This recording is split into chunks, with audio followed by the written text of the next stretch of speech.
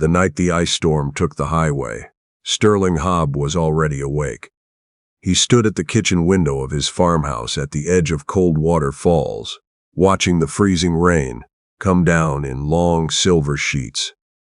The temperature had dropped 12 degrees since sundown, and every branch along the back tree line sagged under a growing coat of ice. He'd lived through 47 Ontario winters, and he knew what this night was becoming. The kind you don't drive through. Which was why, at 11:30, when he heard the sharp crack of metal against the granite shoulder of the county road, he already had his boots laced. He found the car in the ditch at the base of his laneway, a gray hatchback. Its front wheel dropped into the culvert, hazard lights blinking weakly through a skin of ice on the windshield. He picked his way down the frozen slope with a flashlight and a length of rope, and when he pried the driver's door open against the iced hinge, he found a woman sitting with both hands still on the wheel. Not panicking, not crying, just breathing carefully, the way people do when they're taking a private inventory of what's broken. She looked up at him. Her dark hair had come loose from whatever had been holding it. There was a cut on her temple, small and sluggishly bleeding. Her left arm was folded across her body at the shoulder in the instinctive way of someone protecting a hurt. "Are you all right?" he asked.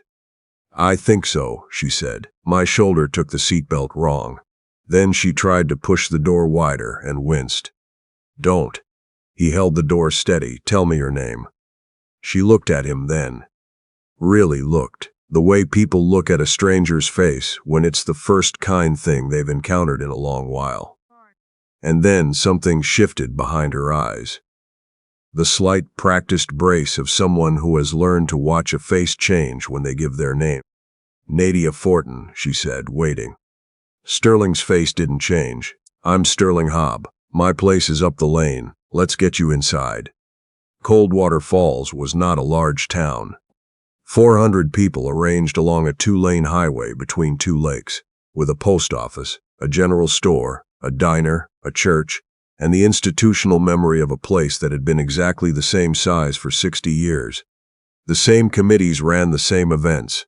Grudges were stored and retrieved with the efficiency of a library that never purged its shelves. Nadia had lived there for 6 years.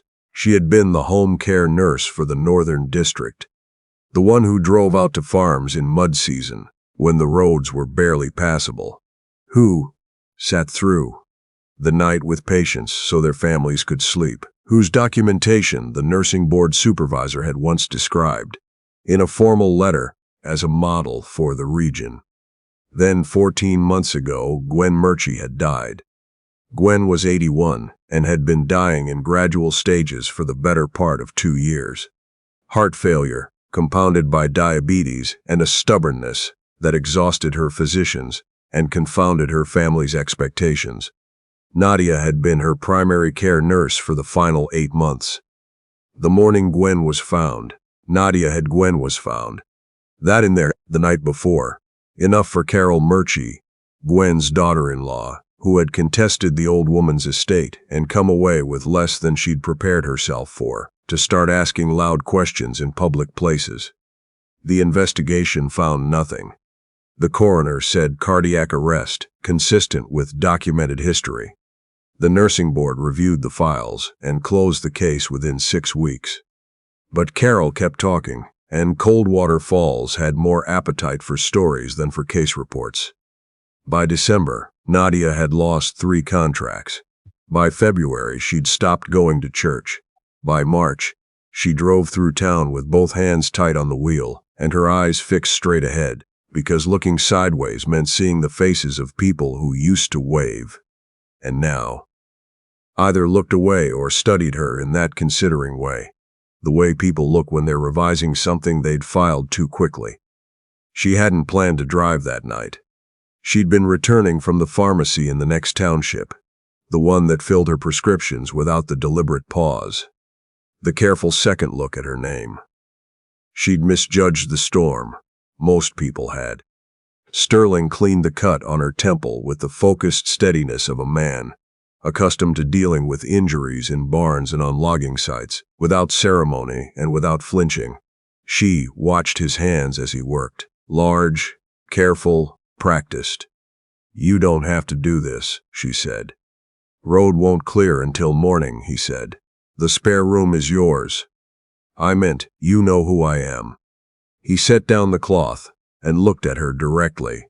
He had a face that had been weathered into something honest, not conventionally easy to look at, but the kind of face that didn't pretend to be anything other than what it was. "I know you were Gwen Murchie's nurse," he said. "I know what Carol Murchie has been saying around town. And I know the difference between a documented fact and a story someone keeps telling because they need it to be true." He pushed a mug of tea toward her. "Drink that." She drank it. Neither of them said much more that night. She woke to white light through the curtains and the sound of his truck in the yard. The storm had passed, leaving a world encased in ice. Birches bent sideways like questions, fence lines buried, the county road, a solid sheet of glaze from ditch to ditch. The tow truck from Callender wouldn't come for 2 days. Sterling told her this plainly, without apology or reassurance. The room was hers as long as she needed it. Breakfast at 7, bathroom down the hall. He was at the wood stove when she came down, turning eggs in a cast iron pan, with the ease of a man who had been cooking alone for a long time and had made a kind of peace with the particular quietness of that. She sat at the table and looked around the kitchen, practical, unhurried, carrying no performance of solitude, just a space arranged by someone who had learned to take up exactly as much room as he needed, and no more. There was a photograph on the windowsill beside the sugar bowl. A woman with red hair, standing at the edge of a lake in summer, laughing at something off to the left of the frame. Sterling noticed her noticing. "Rebecca," he said, setting a plate in front of Nadia. "My wife, she died 3 years ago. Pancreatic cancer, 4 months from diagnosis." He sat down across from her. She knew Gwen. They played cards together at the Legion on Tuesday nights for years. Rebecca used to say Gwen was the only one in that circle who wasn't keeping score. He picked up his fork. "Carol married into the family 15 years ago and never felt like she fit. Makes people mean sometimes. That particular feeling." "That's a generous reading," Nadia said. "It's the longer one," he said. On the second day, her shoulder had improved enough that sitting still felt worse than moving. She found Sterling in the yard splitting wood, and, without asking, picked up the spare gloves hanging from the fence post and started stacking. He didn't comment. They worked through the afternoon in the pale winter sun, and the rhythm of it, the weight, the cold, the small purposefulness of moving one piece at a time, settled something in her she hadn't known was restless. On the third day, a Chinook wind came through and raised the temperature enough to melt the ice off the road, but not enough to make it safe. Sterling spent the morning replacing a cracked post on the mailbox at the end of the laneway, and Nadia found herself on the porch steps with a mug of coffee going cold in her hands, watching him work in the thin winter light. She had not sat still like this in over a year. She understood with some surprise, let herself. "Why nursing?" he asked, without looking up from the post he was fitting. It wasn't the question people usually asked. Most people spoke carefully around Gwen Murchie, or said nothing at all, or asked questions that were really statements with a question mark attached. "My mother was sick for most of my childhood," Nadia said. "Not dramatically, nothing that kept her in hospital. A chronic condition. Pain, she managed. Some days she could do everything. Other days she couldn't get out of bed. And the difference between those days and the next ones depended entirely on whether someone had come and actually looked at her, or had just filled in the form and moved on." She turned the mug around in her hands. "I decided when I was 12 that I wanted to be the person who came and looked." Sterling set the post level and checked it. "Your father, the one with the compass. He drove a propane route, up by 5 every morning, home after dark. A good man. She paused. He trusted that the people paid to help would help. And sometimes they did, Sterling said. And sometimes they filled in the form. He tamped the soil around the post base and stood back to check the alignment. Gwen used to say the same thing about doctors, he said. That the ones who'd helped her most were the ones who sat down. The ones who made it feel like they had time, even if they didn't. He looked at Nadia steadily.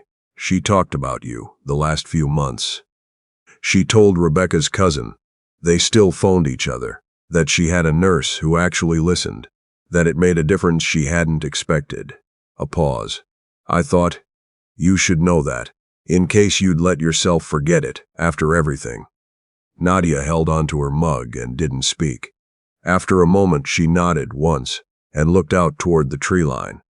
That evening he came into the kitchen and found her at the table with a small leather compass in her hands, turning it over without opening it. The way you handle something you know is broken. Carefully, so the pieces don't shift. My father's, she said.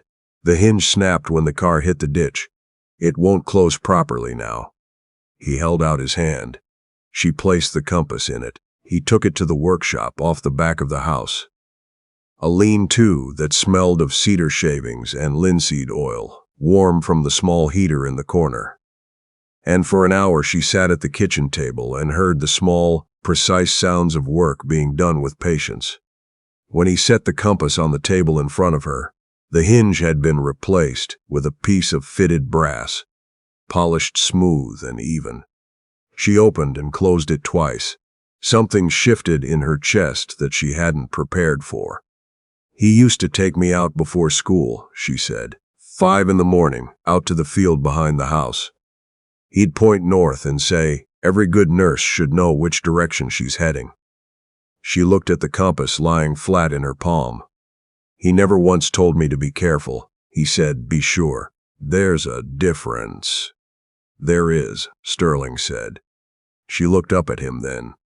He was watching her with the same steadiness as the first night.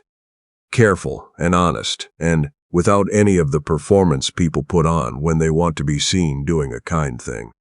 Thank you, she said, and meant it in a way that went past the compass, and past the farmhouse, and past the 4 days, and back to something she had been carrying alone for a long time. On the 4th day, the tow truck could get through. Sterling drove her into town to drop the car at the garage. She asked to be let out at the corner, and he parked without comment and waited.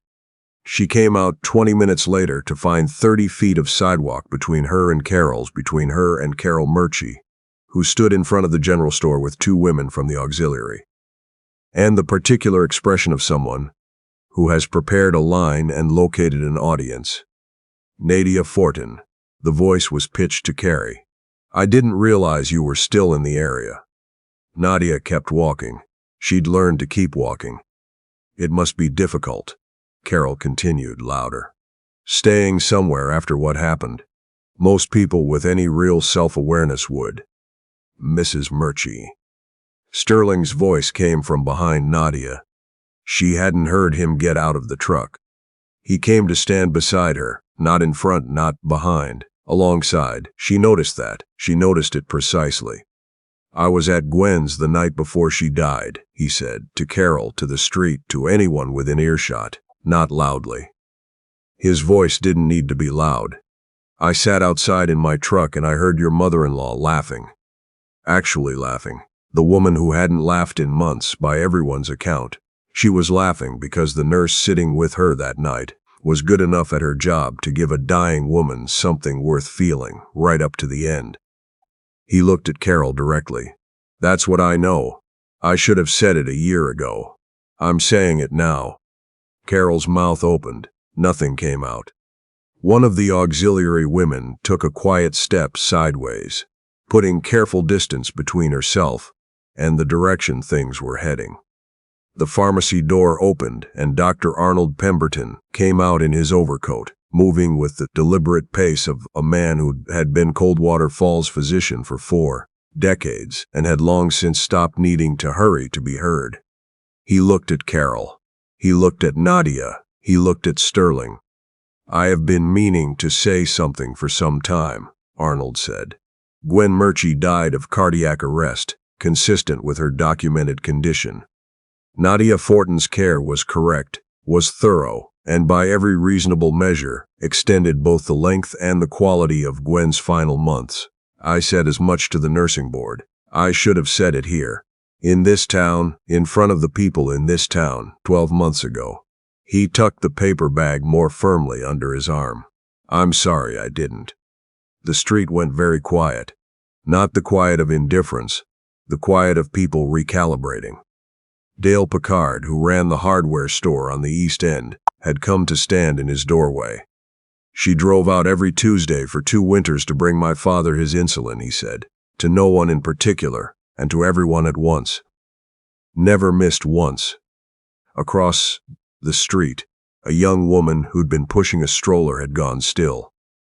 She was looking at Nadia across the pavement, with an expression that took a moment to name.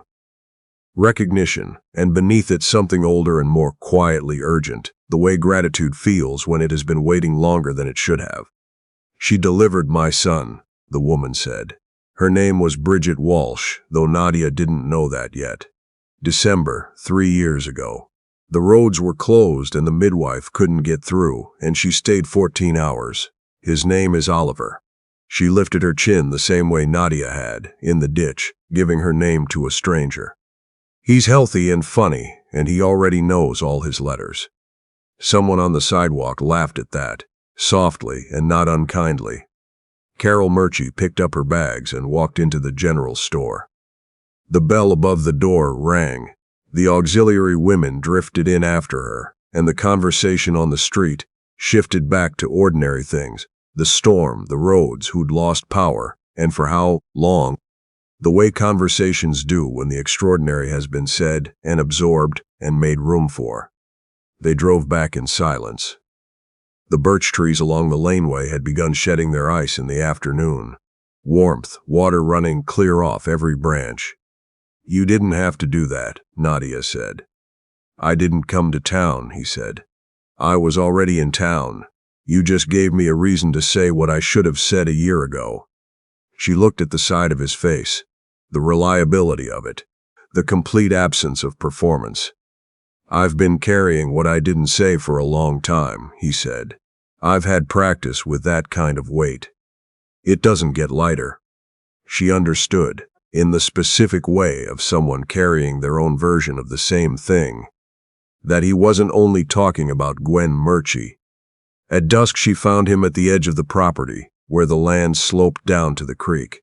The ice had pulled back from the banks and the water moved below, barely audible, just a sound beneath the surface.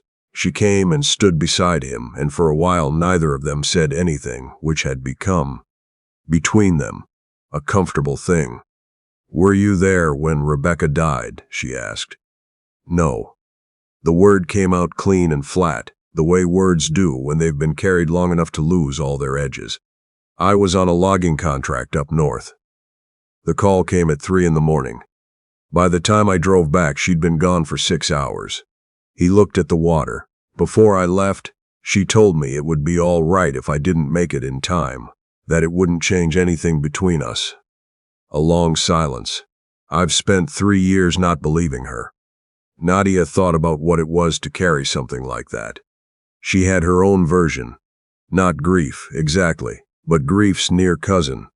The long silence of a town that had decided what you were and stopped asking questions. "She was telling you the truth," Nadia said. He looked at her. "What you were to each other, that doesn't live in its last hour," she said.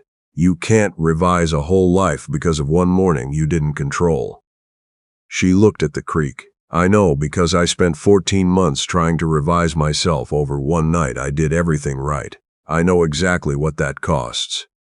The water moved beneath the ice, dark and steady, and going somewhere. Sterling turned to face her. He had the same expression as the first night in the ditch. Honest, and without anything in it that was asking for something she hadn't offered. "I'd like you to stay," he said, "in Coldwater Falls, if you were thinking of leaving." "I've been thinking of leaving for months," she said.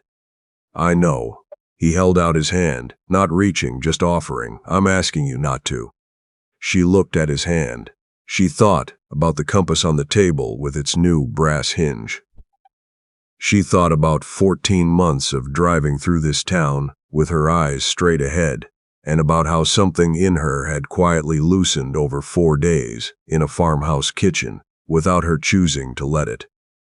She put her hand in his. 2 days later, the tow truck brought her car back, and she drove it up the laneway to collect the last of her things. Sterling came out of the workshop with sandpaper still in his hand, and they stood together in the gray March afternoon. "I keep finding reasons to come back here," she said. "I know," he said. "That's going to be a problem," she said. "Only if you stop," he said. She kissed him then, in the yard, in the ordinary gray light, with cedar dust on his sleeve and her father's compass in her pocket. Spring came to Coldwater Falls in its usual reluctant way, teasing at warmth and pulling back, until one morning in late May the air smelled of mud and open water, and the lilacs along Sterling's fence line bloomed all at once, the way things do when they've been waiting a long time and are not holding back. By April, 2 of Nadia's contracts had been reinstated. By May, a third. When Arnold Pemberton retired in June, he wrote her name into his formal recommendation to his replacement as the most capable community health resource in the Northern District, and he signed it without hedging. She went back to church. She stopped sitting in the back row. Carol Murchie never spoke to her again on the subject of Gwen Murchie's death. Whether that was conscience or calculation, or simply the recognition that a story loses its purchase when a town stops reaching for it. Nadia eventually stopped wondering and let the question go. Some debts settle quietly, without ceremony, without anyone announcing it's finished. That was enough. On a Thursday evening in June, walking home from a house call on the east side of town, she heard footsteps fall into step beside her on the sidewalk and looked up to find Bridget Walsh, the young woman from the street, keeping pace with her. "I've been wanting to say it more properly," Bridget said. "What I said in front of the store that day." "What you said was more than enough," Nadia told her.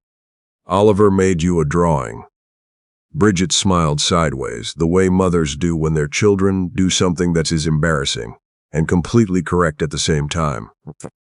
"A house with a red door and a very large tree. He says it's for the lady who helped him get here safe." Nadia laughed, the kind of laugh that arrives before you've decided to let it, unguarded and real, surprising her with how light it felt in her chest. "Tell him I'll put it somewhere I can see it every day," she said. She turned up Sterling's laneway at dusk. The light in his workshop was already on, that warm yellow square in the long June evening. She could hear the quiet, focused sound of something being worked with attention. She didn't knock. She hadn't knocked in 2 months. She came in, and he looked up, cedar shavings on his sleeve, something small and half-formed in his hands. He never told her in advance what he was making. He worked at things carefully until they became what they were, and then he showed her. "Good day," he asked. She set her bag down. She thought about Bridget walking beside her without an agenda. She thought about Oliver's drawing of a house with a red door, and about the compass in her jacket pocket, where it had ridden every day for 2 months now. Close and useful, not decorative. "A genuinely good one," she said. He set his work down. She came and sat on the stool by the window, where the long evening light came in sideways and golden through the cedar dust. Outside, the birches had leafed out in that almost excessive green of things that have been waiting, and are finally not waiting anymore. She did not think of it as starting over. Starting over implied the old version had been wrong. She thought of it as what it was, a woman who knew which direction she was heading, choosing, with both hands, to go there. The compass was in her pocket. She kept it there every day now, not because she needed it to find her way, but because some things you carry forward, not because you can't set them down, but because they belong with you, exactly as you are, in the life you are living now.